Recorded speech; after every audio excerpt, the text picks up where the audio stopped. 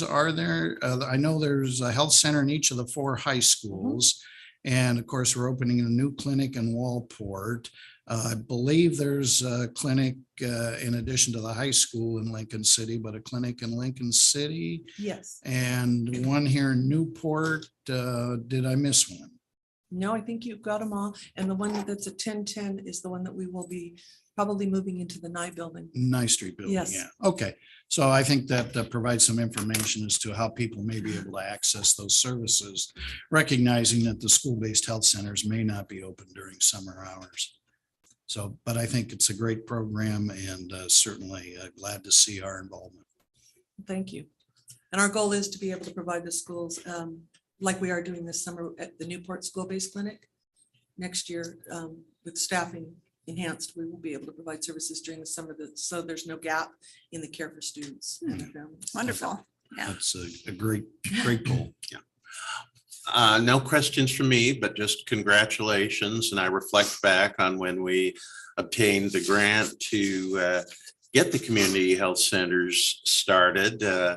Again, alluding back to Commissioner Hunt's reflections on the school-based health clinics. I know many times in the 1990s, early years of this century, it was a real struggle to keep all 4 school clinics going throughout the year. I remember at least one case, and I think there were probably more, where the clinics actually had to close before the end of the school year. So the community health improvement process at that time identified seeking an FQHC grant as the best route to permanently stabilize funding for those school clinics. And, you know, it's just continuing to grow and meet the needs of more and more citizens of Lincoln County. So I thank you and your team. Thank you very much. Thank you for your time today. Appreciate Thank you. Okay, now we need a motion, please. I'll move for approval of the resolution proclaiming August 7 through 13, 2022 National Health Center Week in Lincoln County. And I'll second the motion. We have a motion and a second. All in favor, please say aye. Aye. Aye. It's approved. Now we move to the adoption of the consent calendar. These are routine items or items that have been discussed at previous meetings. Are there any items that staff or commissioners wish to highlight or remove from the calendar for individual consideration? Well, I have a question. Yes. So under G3, we have agreement and quit claim deed to transfer property to Habitat to Humanity. And then under decision action, we have resolution approving transfer of tax foreclosed property to Habitat. Oh, I was going to ask you to come up here. So I didn't know if those are 2 different parts of the process or if those are redundant. So not quite redundant. Okay. So the oftentimes you would do the resolution and then we do the other documents maybe a couple weeks later. Because the time was kind of an essence on this. I'm sorry, Brian Gardner, Assistant County Counsel. I wanted to have the documents prepared because they wanted to start the quiet title as quickly as they could, should the resolution be signed. I was going to mention the same thing you're mentioning, that it's a little out of order because of that. In the consent calendar, you could certainly reserve acting on that item until after the resolution process is done, if you'd like. But nothing's going to be signed until after the resolution anyways. okay, thanks. Well, that prompts a question from me, from County Council. Are there any technical legal issues by approving the agreement and then the resolution in that order? No, as long, I would do the decision action first before you do the consent calendar. So you're moving forward with the transaction. So yes, I would actually not do it, the consent calendar first. That's what I was saying. You could basically reserve that one until after. You could do the other ones, but reserve that one until after the decision action. So would everyone be agreeable to setting aside the consent calendar for the moment and moving to our one decision action item, which is the resolution approving the transfer of this property to Habitat? Yeah, I'm fine okay with with that. Okay, we're now on agenda item 6A, which is the aforementioned resolution. And if you could refresh us, Mr. Gardner? Would appreciate it. Yes, so we brought this up at the last BOC meeting last Wednesday. And again, for the record, Brian Gardner, Assistant County Counsel. And this has to do with the ability of the county to make a transfer of a property that was based on a tax foreclosure. There's different reasons you can do it, but in this case, it's proposed that it be to Habitat for Humanity for the specific purpose of low-income housing. So as part of that process, there's not just the quitclaim deed. The quitclaim deed would effectively give up our rights to the property or give any rights we have to Habitat for Humanity. However, there's an Exhibit A to that quitclaim deed that the quitclaim deed references as well, that they both be recorded together, which allows us to have some reversionary interests, mainly that the process of it becoming low-income housing would need to be complete within 5 years. And the other thing is that should it not remain low-income housing during the life of kind of what we imagine the value of it being 30 years, that it could revert for that purpose too. So, you know, should Habitat for Humanity choose to sell it to someone else for some kind of non-low-income housing purpose, then we could revert the process and get the property back. Yeah, I could see that could be an interesting potential complication because, you know, Habitat homeowners are allowed to sell their properties on the open market with some restrictions, but. So not in my understanding now with them, not always. They usually are now keeping. Oh, okay, title to sort of the like the properties. land trust model where they keep the property and the Yeah. buyer takes a long-term lease on the property. Okay. But there is, they have agreements that end as well. They wouldn't have their agreement with the property occupier or who may own the house on the property. That wouldn't end until before ours would end, our 30. Okay. Any further comments or questions, or are we ready for a motion? I'm so ready. Okay, let's to have do this it. project going. So I make a motion for the resolution approving the transfer of tax foreclosed property to Habitat for Humanity. Seconded, also note that they are a nonprofit corporation and it's for low-income housing purposes. Any further discussion? If not, I'll call the question. All in favor of approving the proposed resolution, please say aye. Aye. Aye. Aye. All right, now we'll back up to the consent calendar. And I'll ask again, any items that there's a request from commissioners or staff to either highlight or remove from the consent calendar. I'll move for approval of the consent calendar as presented. I'll second the motion. Motion and a second to approve the consent calendar. All in favor, please say aye. Aye. Aye. It is approved. Excuse me. Now we move to our scheduled public hearing. Resolutions adjusting the 2022-23 adopted budget appropriations. And our Director of Finance and Accounting, Christina Shearer, is with us to walk us through this. Good morning. Good morning, Christina Shearer, Finance Director. Before you, you have budget adjustments for two funds. These are relatively large adjustments in the scope and under Oregon state budget law require a public hearing. So we would need to have that hearing before we consider the resolutions for approval. I'm open for any questions. So at this point, should I formally open the public hearing? Well, there's contemplation on an answer. I'll clarify, Director Shearer, there really are two categories of budget adjustments. I guess three. There's ones that are so small it's simply an administrative matter. This is one where it's large enough it requires a public hearing, Yes. but there can also be budget adjustments above that level that would require actual reconvening of the budget committee. Yes, and actually there's a fourth category in there. There's budget adjustments that do not require a hearing, but still require your approval, a resolution for approval. So this is definitely one that does not trigger the reconvening of a of the Budget Committee. Thank you. So I will open the public hearing now. Additional staff information, additional commissioner questions or comments. Yeah, I guess I had one question. So on the agenda, it says creation of the homeless planning fund, which I know is one of Commissioner Hall's grants. But I think in your kind of opening remarks, Director Scheer, or maybe I misheard, you said there's two different. There are two resolutions. One hearing covers both. Okay. And there was one notice, as part of the hearing, we had to issue a notice in a publication of the county, and in this case, it was the Times. And that was not this last Friday, but the Friday before that we published that. And it had both actions in that notice. Okay, thank you for that clarification. Commissioner Hunt? I got a chuckle. Since I read the New York Times, it was the Newport Times.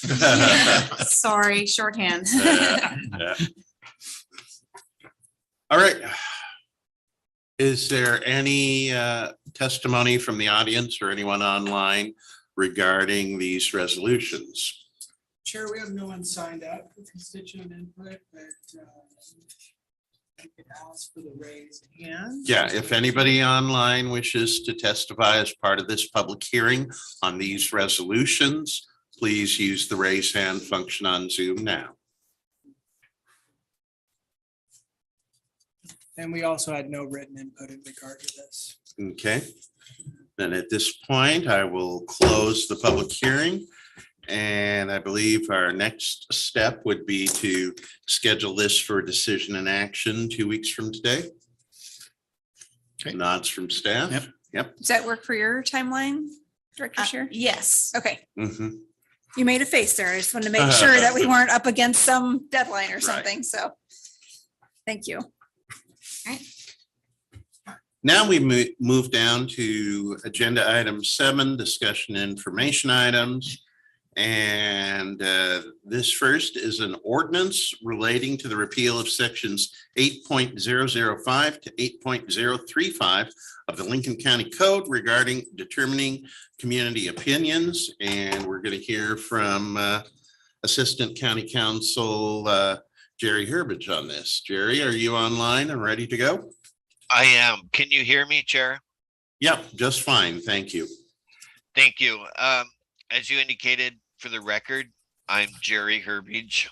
I'm an assistant county counsel working under Kristen Ewell, and have before you a proposal to repeal a few sections of the Lincoln County Code. Now, ordinarily, I suggest that maybe we read by title only, but this is very short, and the whereases explain the reason why this is being proposed. So may I just go ahead and read the ordinance?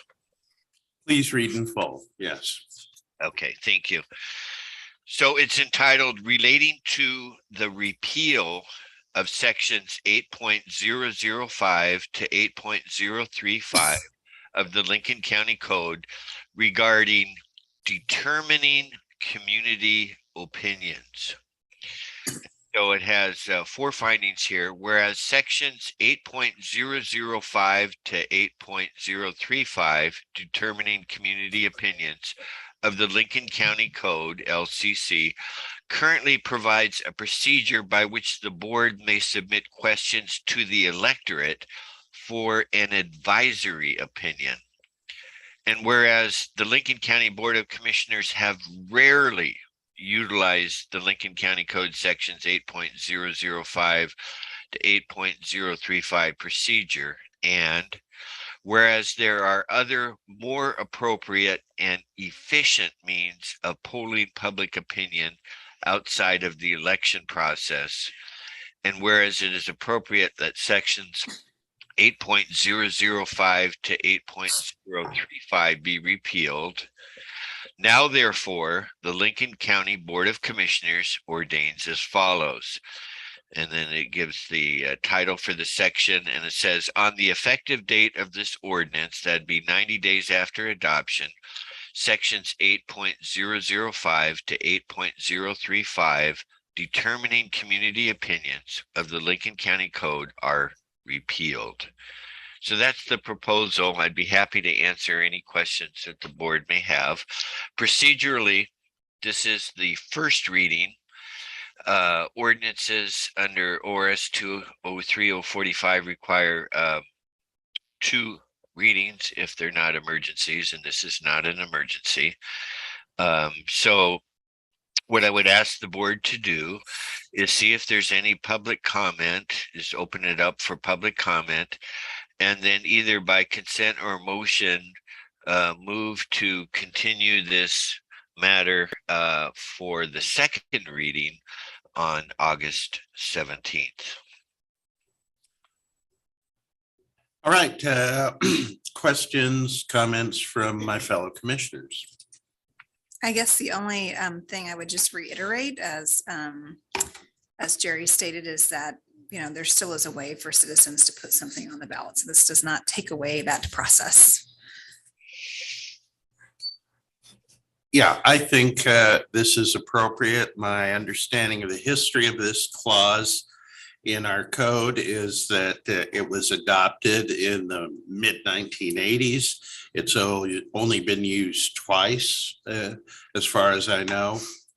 And, you know, the internet didn't exist in the mid-1980s. And I think we've got far more cost-efficient and overall efficient ways of determining community sentiment on the kind of issues that this measure would contemplate than going to the time and expense of adding a measure to the ballot. Yeah, the only thing I would add is that this really brings our code in alignment with the state code as far as items that can be placed on the ballot. And they're, you know, consistent with the state code. There remain those avenues for citizens to put ballot measures on the ballot. All right, I will ask if there is any public comment from anyone in the room on this topic, or anyone signed up. If there is anybody online who wishes to comment on this proposed ordinance, please use the raise hand function on Zoom now. Chair, we received no written input in regard to this as well. And I'm not seeing any raised hands, so. Nope. Okay, so as Council Yule said, the next step would be to either by consensus or a vote, bring this back for final action in 2 weeks. So it'd be a second reading. Oh, second reading, Yeah, yes. And then it would take action 90 days after. Right, if we choose to adopt it after that second reading. All right, Fine, I think that's We appropriate. have consensus. with okay, that. we do have Yeah. consensus to follow that process. Now we're on to North Lincoln Sanitary Services Annual Rate Review, and I'll invite Tina French to come forward. Good morning. Good Good morning. morning. I am Morning. Tina French from North Lincoln Sanitary, and it's great to be here today. And I'm here for our annual rate review process, but then I also have a PowerPoint that I call my State of the Trash address. Just to update everybody on what's going on in the world of solid waste and recycling. So Casey, do you have that You PowerPoint? want to start with that? Yes, we can just open it up and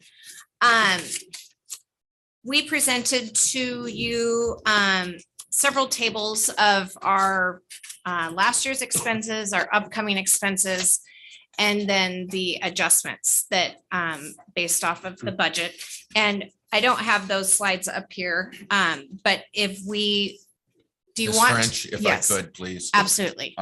In your packet, commissioners, you have those charts and they're identified for you, so they do have that. Okay, I am happy to go through this, or I'm happy to just answer questions and not take up too much of your time. I know most of you have seen this before. Maybe I know we have some new faces, but What is your pleasure?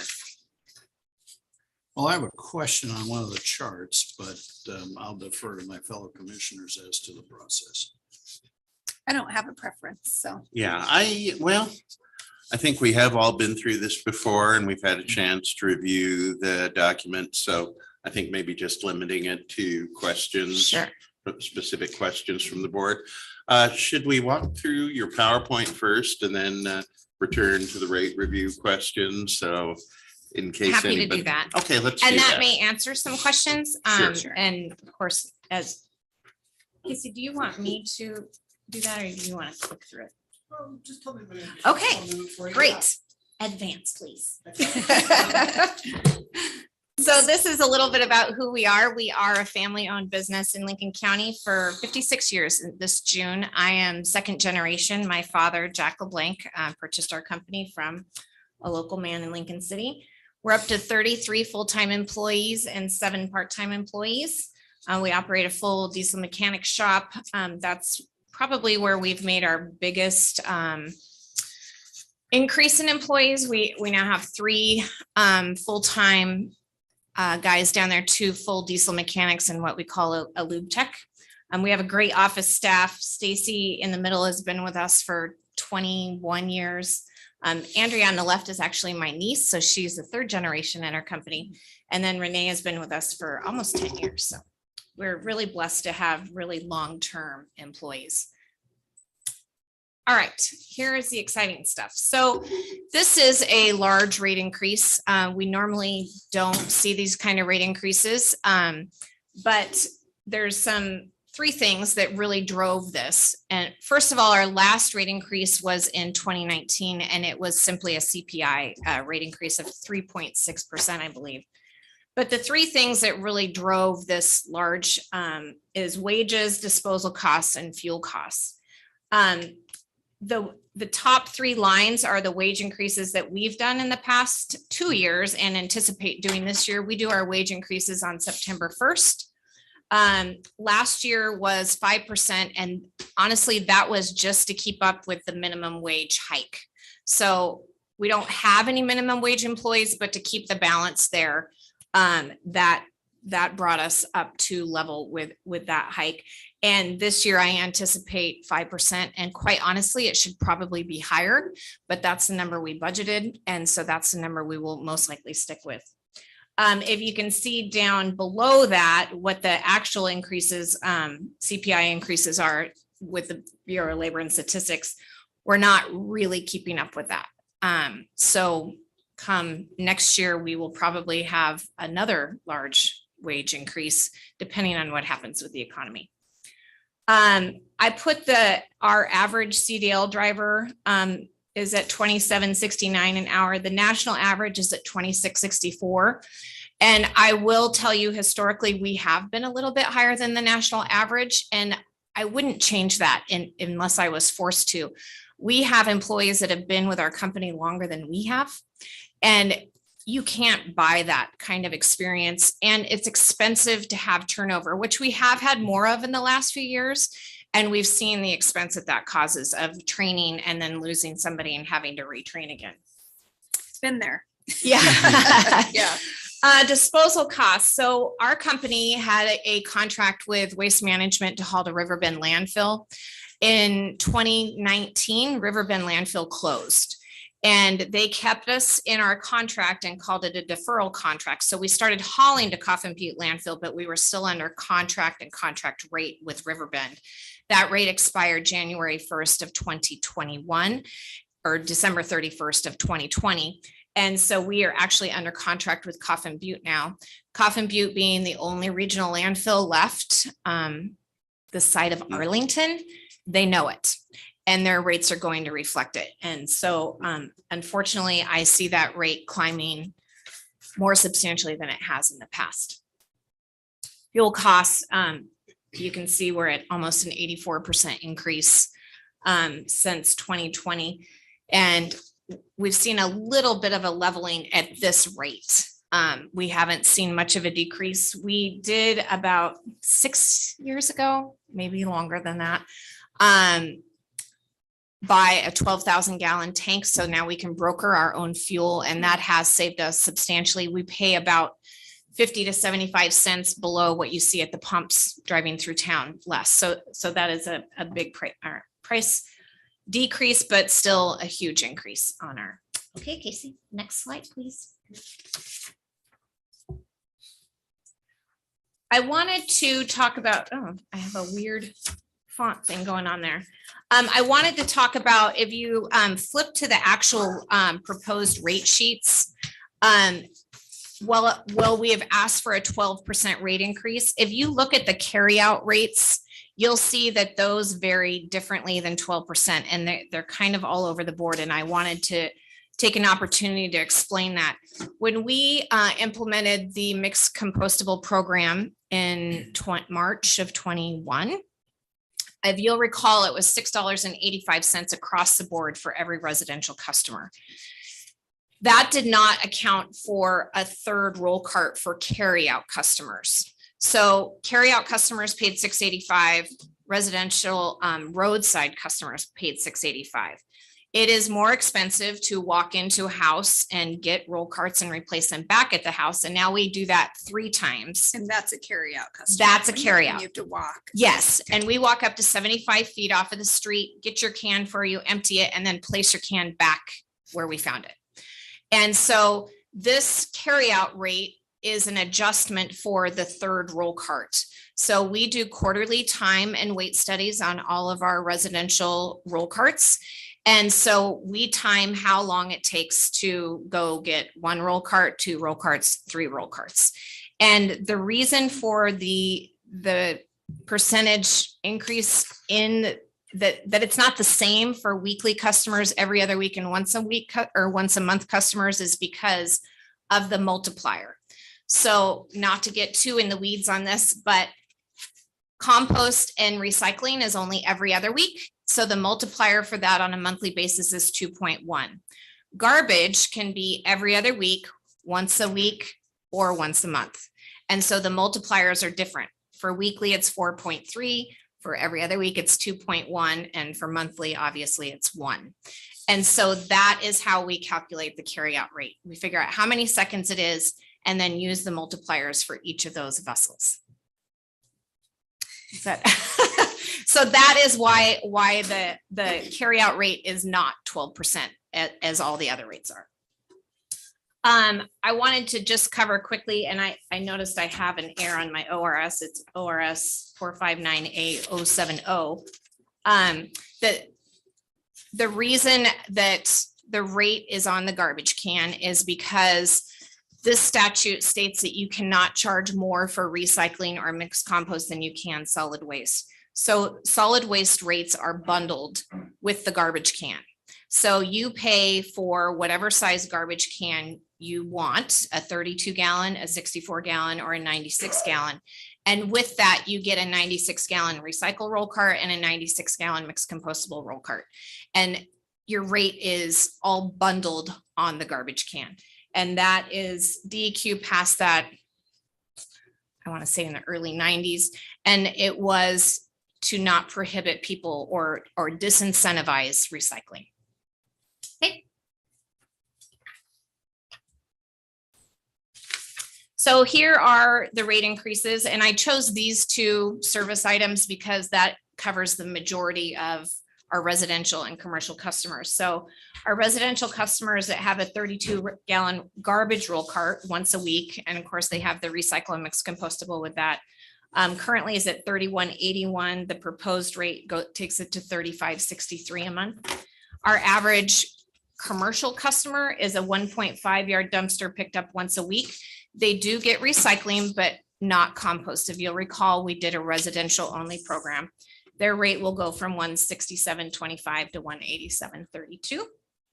Okay. Chair, we need a point of clarification on that. Tina, could you explain if that is a weekly or bi-monthly? These are both weekly pickups. Thank you. But compost and recycle are every other week, regardless of how frequent your garbage is. So based again upon the bundling that you just talked about, that is what we're looking at. Yes. Thank you. Okay, so this is probably the most exciting slide I have to present to you today because we have been waiting to see this for a long time.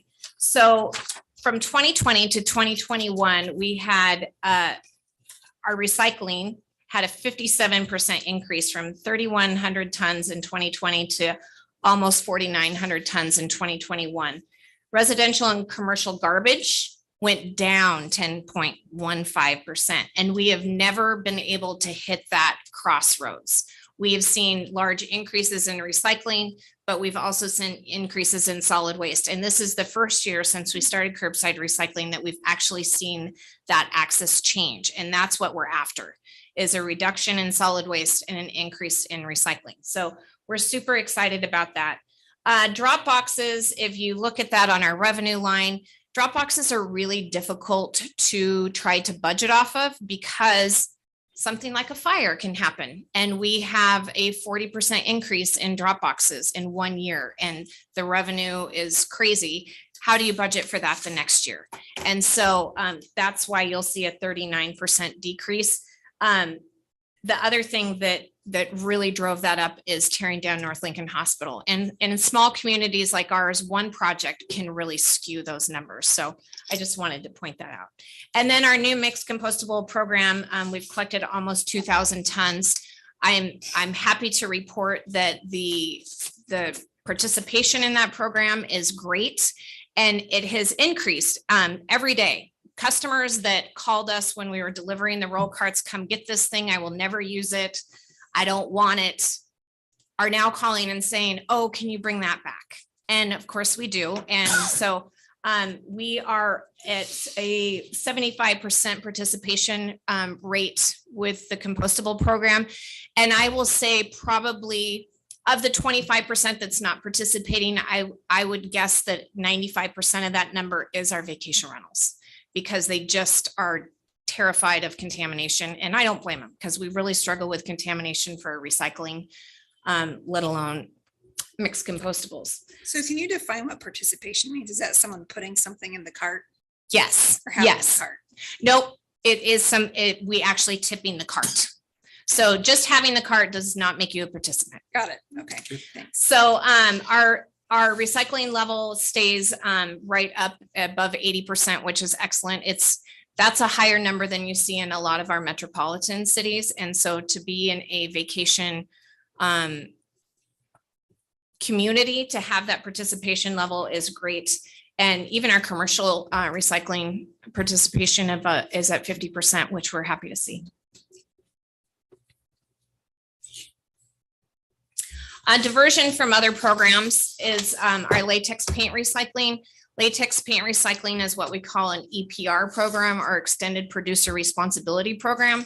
That means that you pay a pre-disposal fee when you buy your paint. So if you buy a gallon of paint, there's a 75-cent charge on that, and that covers the cost of this program. Unfortunately, we don't see any of that money. It goes to Metro in Portland, but we do collect the paint at no charge. We ship it to Metro, they process it into recycled paint, and then I have requested that they send us back buckets of recycled paint so that it is available to Lincoln County residents, because it's our paint and we should have access to it. And the state thinks that access in Portland is local access.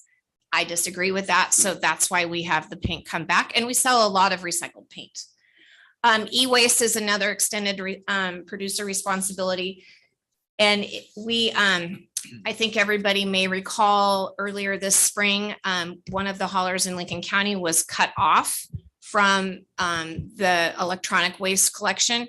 And our association and our members, and I think we had Paul Seitz, and maybe somebody here helped too, I'm not sure, but it was all hands on deck, and we actually got that overturned and told DEQ they need to go back to work and figure out how to keep collecting this stuff when they meet their goals, because you can't throw it away. So what are we supposed to do with it? If we can't throw it in the landfill and we can't collect it for recycling, what are we supposed to do? So I think Commissioner Hall maybe testified on that.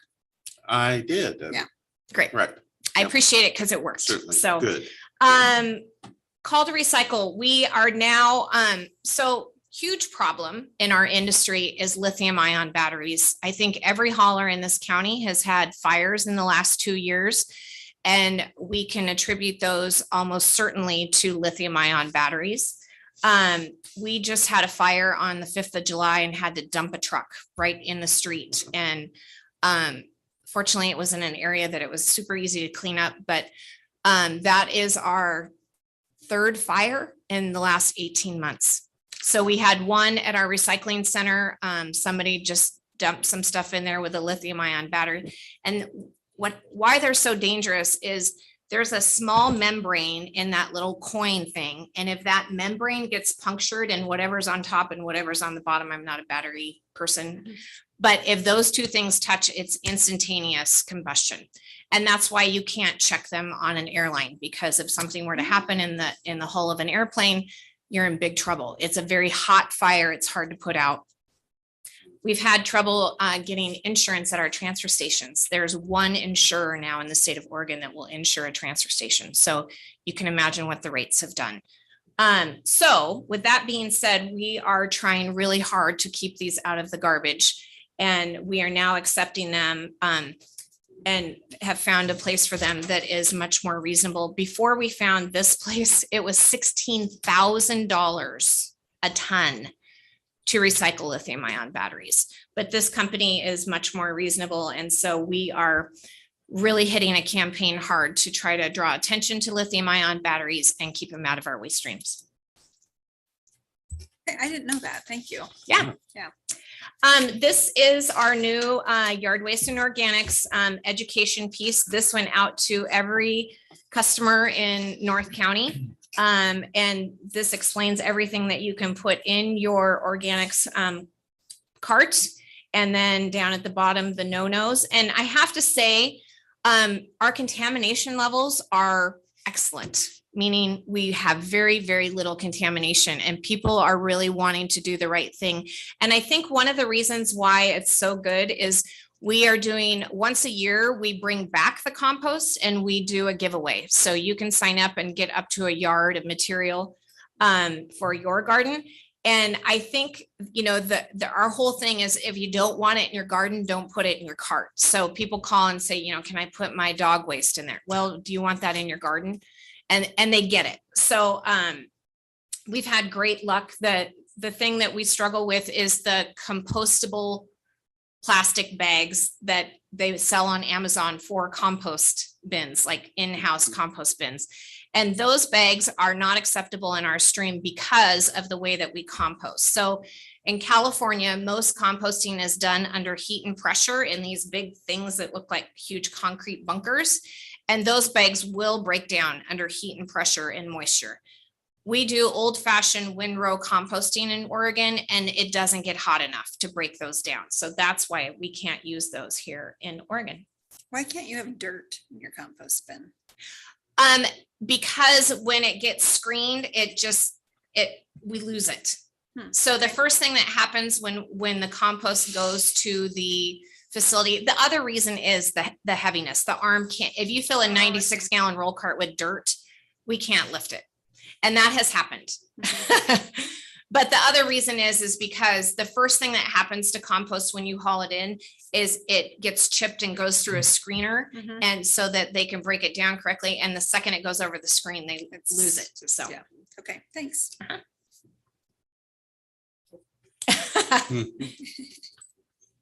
So this is our curbside recycling. On the blue side is everything that you can put in your curbside roll cart.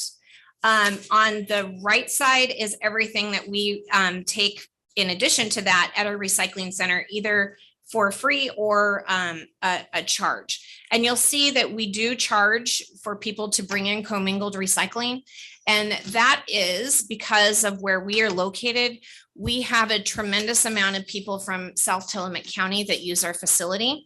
And we made a decision that we didn't think it was fair that Lincoln County residents bear that cost. And now that we pay to get rid of commingled recycling, it's an expense to our ratepayers. And so we now charge, because we figure every one of our customers has a recycle roll cart. They're probably not bringing recycling into the recycling center unless they missed a pickup, which at that we do it for free. So that's why we charge for commingled recycling at our recycling center. These are more just pictures of items that we accept at the recycling center for either no charge or for a fee. We just had our annual household hazardous waste cleanup. And when I say we, I mean Lincoln County. This year it was held at Dahl's facility and it was very successful. I believe we had 183 vehicles come through and 180 of them came through before 10 a.m. So it was fast and quick and efficient. So Okay, I have another curiosity question. sure. So how is the shoe recycled? Nike actually takes those from us and uses it. They grind up the soles and they actually use it to make tracks. It So doesn't have to be a Nike shoe. I'm assuming. No, it It's doesn't. Just a shoe. Yep. Okay, yep. So Nike takes those from us. interesting. Contamination education plan. This is a new requirement from the DEQ that all cities and counties have to comply with. And as your solid waste hauler, that's our responsibility to take care of for you. And so we had to come up with a plan of what are you doing to reduce contamination? And I have to tell you that our customers are rock stars when it comes to recycling contamination. When I look at our recycling, when I see it dumped on the floor before it gets hauled to market versus what I see on the floor when we go to visit MRFs in Portland, our recycling is very clean, but we still have to do the education plan. So we have cameras on our trucks that we can see what is being dumped. So if the driver doesn't see it with his eye when as it goes into the hopper, if there's plastic bags in the bottom of that, he can take a picture of it.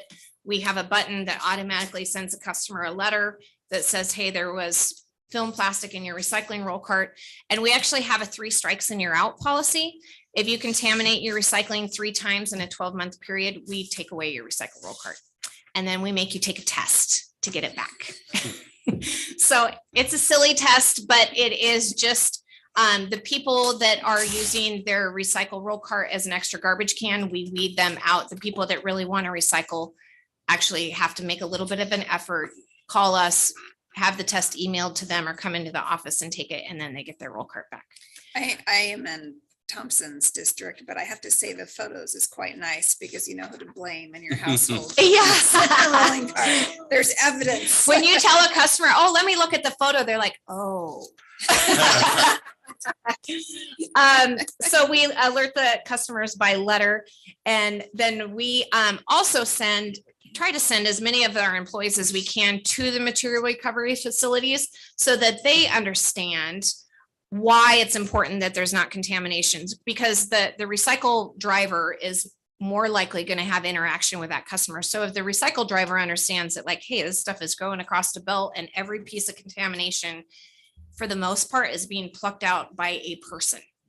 And so if we can reduce that, then the whole system saves costs. And the reason that we have been reduced in what we can collect is because in 2018, the whole China thing, hopefully everybody remembers that, we were sending China our garbage, and I don't blame them for saying we're not taking it anymore. And so when we are selling them recycling, we want to make sure it's recycling, and we don't sell it to China anymore, but whoever is buying it, they should know that what they're getting is actual recycled material.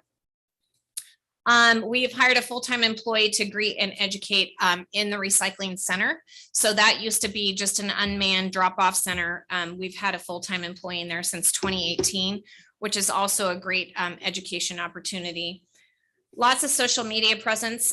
Colin, that is also my nephew, works for us, and he has been a rock star on social media. And we have spent a lot of time as a management team trying to figure out how to educate people. DEQ wants newsletters sent out, and I really struggle with that because that's 10,000 pieces of paper sent out that are going right back into what we're trying to reduce. And how many of those get read?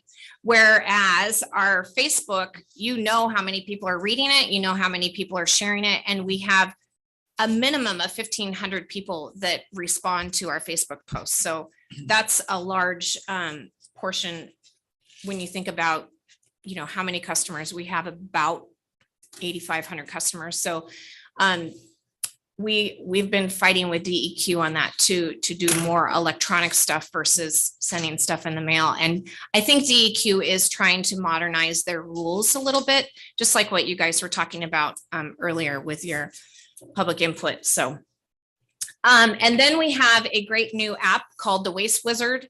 It is an app, you can download it on your phone, plug in your address, you get notified of your garbage pickup days, your recycle pickup days, and then you can type anything into the Waste Wizard and it will tell you what roll cart to put it in and or if it needs to go to a depot. So that's been, we have more than 50% of our customers on that now, which is great. You can also order like bulky item pickups on the Waste Wizard. And so we're really happy with that education tool. Great.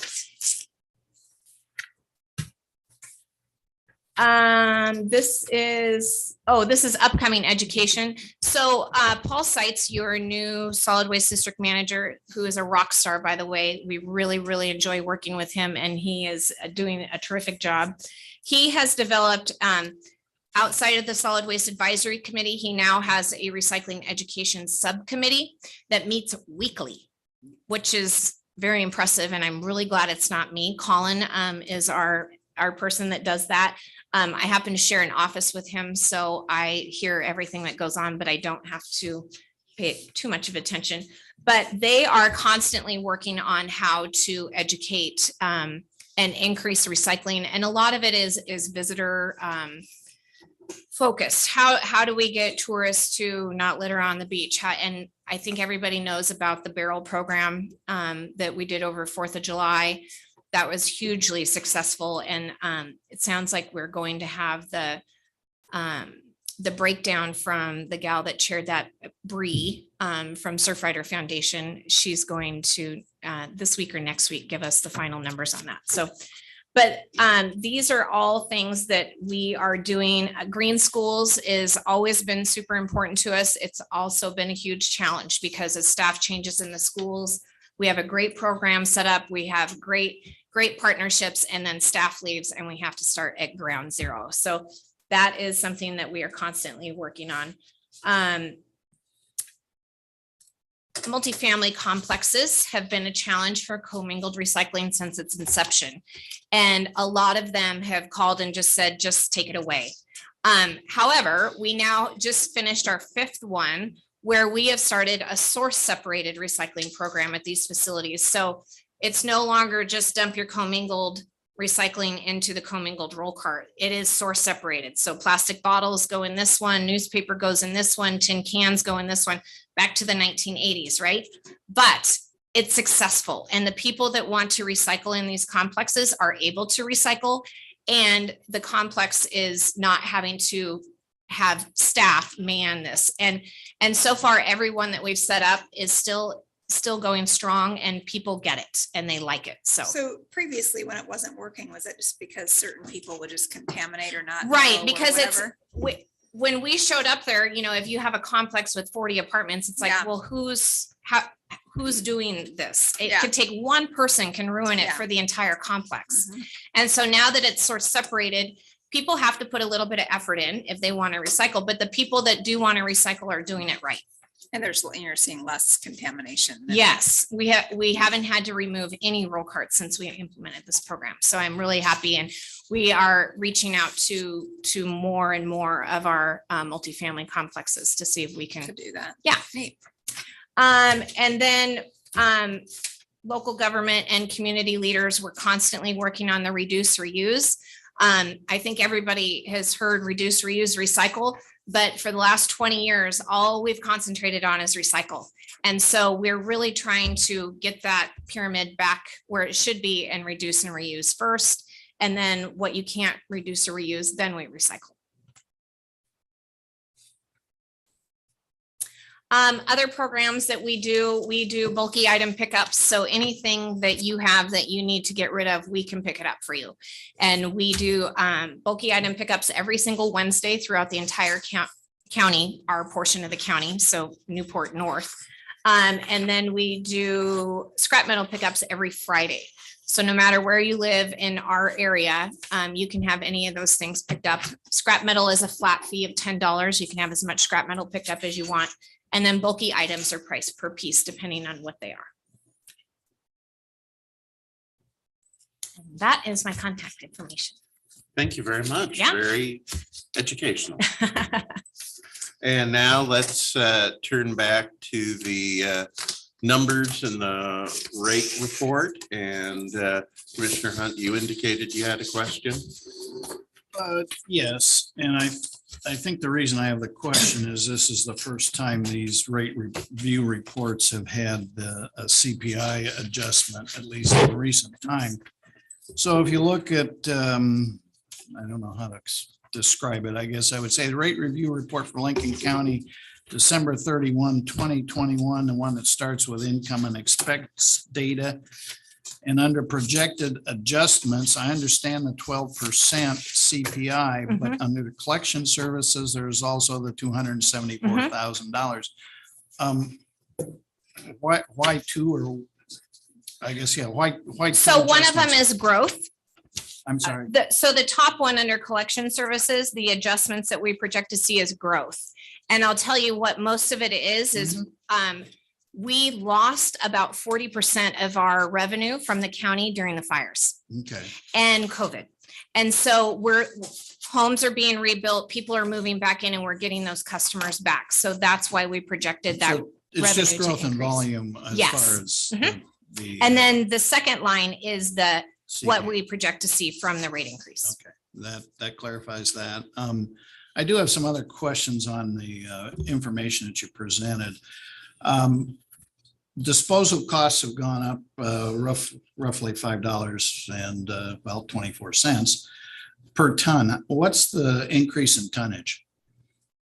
The increase in tonnage for Lincoln County, I do not have that number, except that I send it to you every month. But I don't have it with me today. Okay. But overall, tonnage has gone down 10% from 2020. And I think, again, a big portion of that decrease is from the hospital tear down and from the fires, because that ash weighed a lot.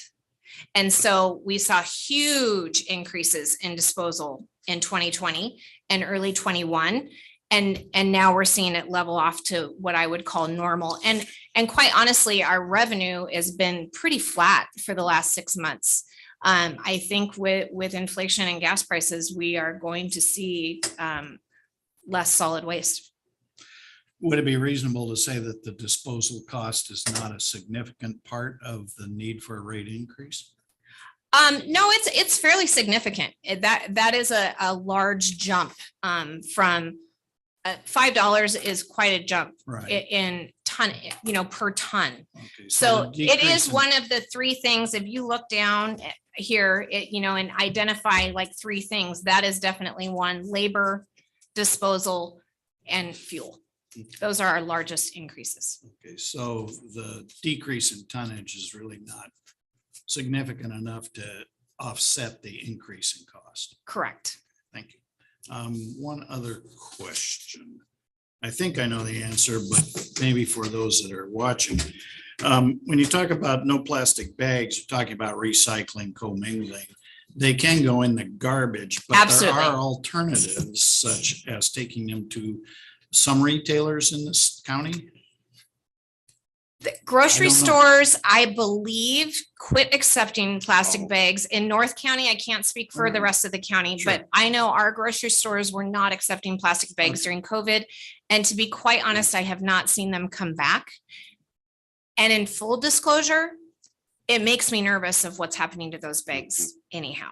We had a very successful film plastic recycling program going with the factory outlet mall, where we were able to provide them a bin, because every single garment that comes into that mall is in a plastic bag individually, and then a bigger plastic bag and another plastic bag. And there's a lot of film plastic that comes out of there.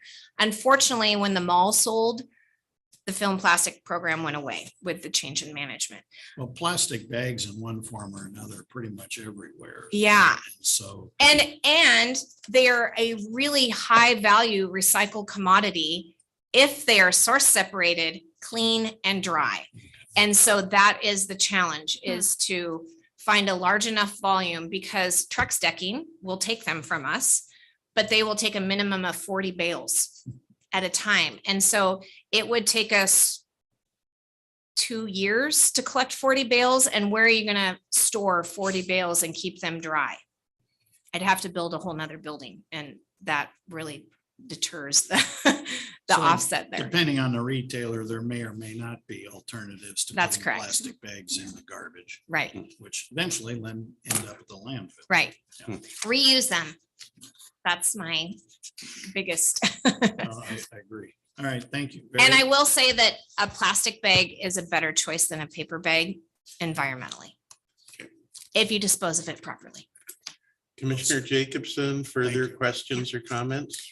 I don't have any questions per se. I appreciate the information. I mean, 12% is a little hard to swallow. I think especially for some of our customers in the unincorporated part of the county, but I don't have any questions at this moment. I do want to mention that we have not had a rate increase since 2019. Mhm. So had we had rate increases all along, and that's why we do the rate review, quite honestly, is so that we don't have these large rate increases. This is I guess a perfect storm where when we passed the 685, the last thing we wanted to do is 3 months later come back for a CPI increase. And so that was an internal decision that we said we just can't do it. And so that is why, hindsight, had I known what the economy was going to do, we would have, because it's easier to swallow a 5% increase versus a 12. But with the economy doing what it's doing, there's just we won't be able to catch up if we don't get things back in line. And again, just to clarify the difference, the other two haulers, I believe, only went 1 year without a rate increase.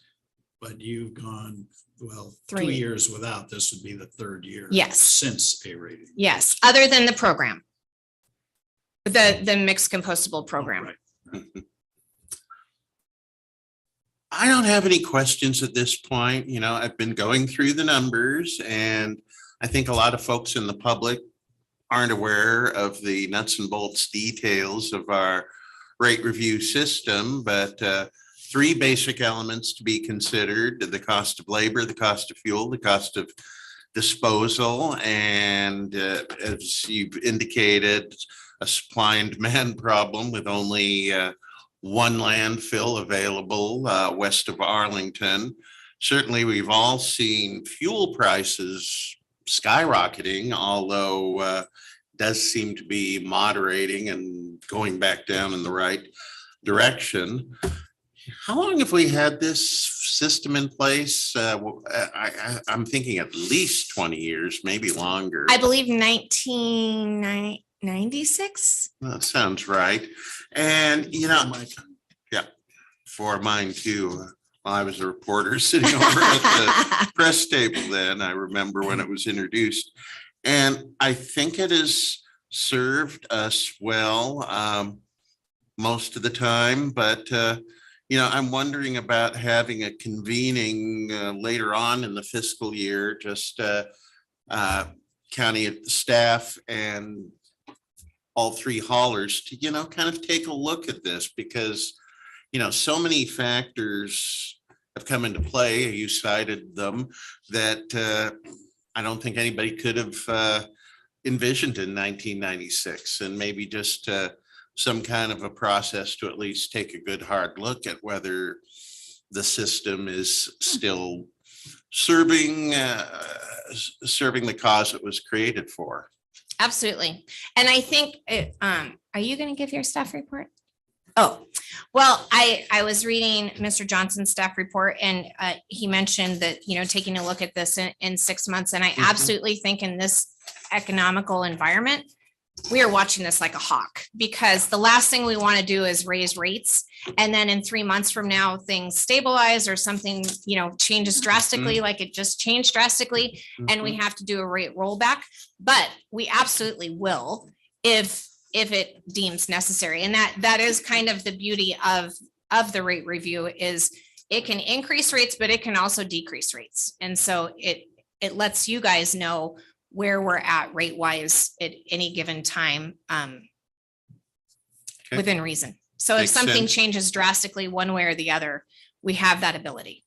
Okay. So I'll ask staff, if we have consensus, would we bring this back as a decision action item in 2 weeks? That's correct. Okay. Is I think bringing it back in 2 weeks is appropriate. Yeah, I'm fine. with Commissioner that. Hunt? Okay, we'll have it All on the right. agenda for the 17th then. See you in Thank 2 you. weeks. Thank you. We are now up to commissioner reports, and I would like to share that on Friday, the Oregon Housing Stability Council, which I chair, will be meeting, and we've got approval of state funding for a couple of important projects involving literally several hundred housing units in Lincoln County. One is a new construction project, which has been mentioned here before, the 25th Street Apartments in Lincoln City, which are projected to have 107 units. And one that I think has really kind of flown under the collective radar, community consciousness, but is really important as well, a preservation project saving 201 affordable homes at the Harbor Village Mobile Home Park in Newport, that the residents have been working for some time to convert that park into a resident-owned cooperative. And this will be bridge funding as they seek to finalize their financing package with lenders. So looking forward to those and many other projects for review at the Housing Council on Friday. My fellow commissioners, Commissioner Jacobson. Yeah, I have a couple of things I would add under commissioner reports. One is just a follow-up from a few weeks ago. We had public comment asking us to support a proposal for Project Turnkey, which would be the purchase of a hotel. It was Grace Winds Haven that was asking, but there was kind of some confusion after that public comment because we thought Northwest Coastal was also doing that. Well, after the meeting, I connected with Northwest Coastal Housing. They connected with Grace Winds. We only had one proposal go through, which I think is what we wanted, just to be competitive. Northwest Coastal Housing took the lead on that proposal, and if successful, we'll work with Grace Winds, kind of as a partner in that project. So we did have a proposal go out the door, and I believe we did just barely get a letter of support out the door in time for that. So just kind of wanted to follow up with what happened at that. The other thing I would say is last Thursday, I think it was last Thursday, I took Tim Johnson and also the new Lincoln City Manager, Daphne LaGarza, to North Lincoln County, and we kind of did a fire recovery tour there. So nice to get both of them up to speed on what was happening, both with recover, but also what happened during the actual fire. And then I'm also working on getting a grant out the door. Today is the 3rd and it's due the 5th. So a little tight there, with the help of a contractual grant writer, which would bring more money in for septic system repair and replacement for fire survivors. So hopefully we'll finish it up here in the next 48 hours and have it out the door. Great. Commissioner Hunt, anything?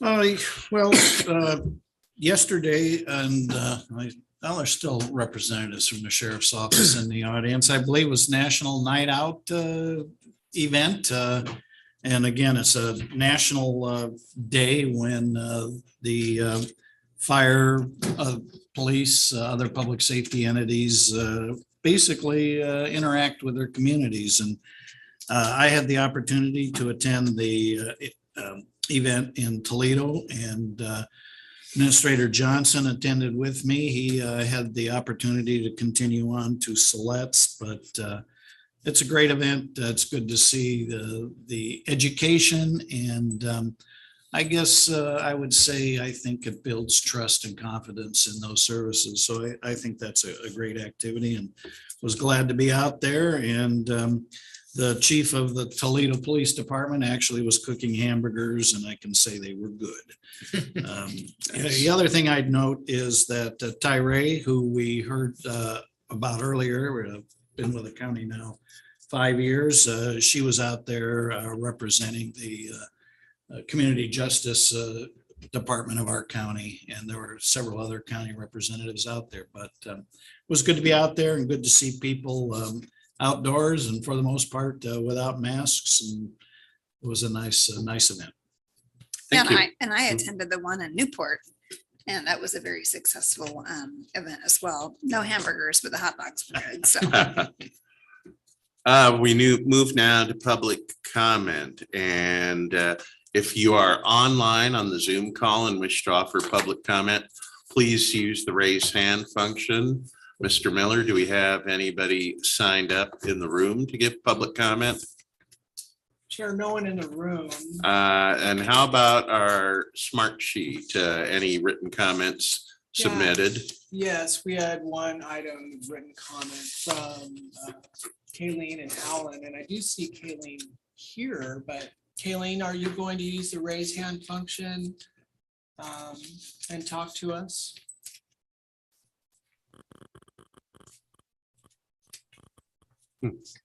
Oh, there it yeah. is. Okay, you're unmuted. All right, Kayleen, you have, per our usual procedural rules, up to 3 minutes to address the board. So anytime you're ready, take it away. That's where the sounds come. Eileen, we can't hear you. You're unmuted, so you should be able to talk.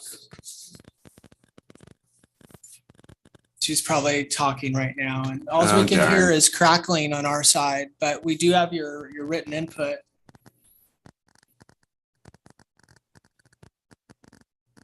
Yeah, I think she's got technical difficulties on her end. Claire, there is the. Yeah. the written input. Well, I'm sorry, the technical difficulties prevent us from hearing from Kayleen right now, but we do have the written smart sheet testimony for all commissioners to review, so we appreciate that.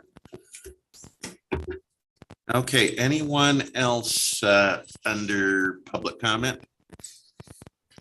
I'll remind everybody that the Board of Commissioners weekly staff meeting will take place as usual, Monday, August 8th at 10 a.m. However, the Board of Commissioners meeting for Wednesday, August 10th has been canceled due to multiple scheduling conflicts for both commissioners and key support staff members. So we'll see you back in 2 weeks on August 17th. Until then, we're adjourned.